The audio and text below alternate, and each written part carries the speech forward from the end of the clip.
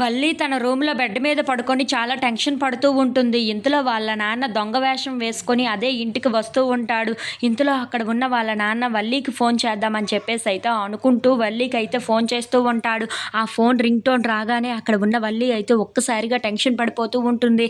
ఏంటి నాన్న ఫోన్ చేసేస్తున్నారు. ఇప్పుడు ఏం చెయ్యాలి అని చెప్పేసైతే చాలా టెన్షన్ పడిపోతూ ఫోన్ అయితే లిఫ్ట్ చేస్తూ ఉంటుంది. హలో నాన్న అని చెప్పేసైతే అంటూ ఉంటుంది. ఆ మాటలు వినగానే అక్కడ ఉన్న వాళ్ళ నాన్న అయితే అమ్మడు నేను వచ్చేసాను.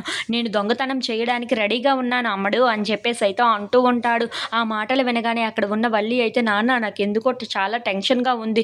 ఏదైనా జరుగుతుందేమో అనిపిస్తుంది అని చెప్పేసైతే అంటూ ఉంటుంది. ఆ మాటలకి అక్కడ ఉన్న వాళ్ళ నాన్న అయితే ఏంటమ్ముడు అంత టెన్షన్ పడుతున్నావు? మీ నాన్నని నువ్వు తక్కువ అంచనా వేస్తున్నావు. మీ నాన్న సంగతి నీకు ఇంకా పూర్తిగా తెలీదు. నేను ఎన్ని ఇంటిల్లో ఇలా దొంగతనాలు చేశాను.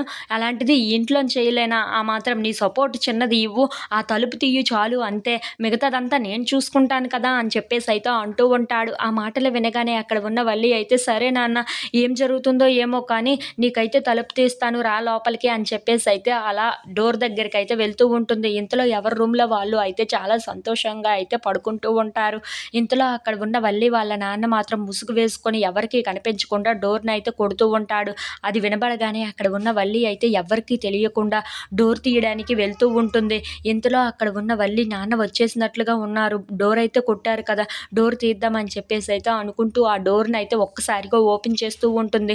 ఇంతలో అక్కడ వాళ్ళ నాన్న లేకపోవటంతో చాలా టెన్షన్ పడిపోతూ ఉంటుంది.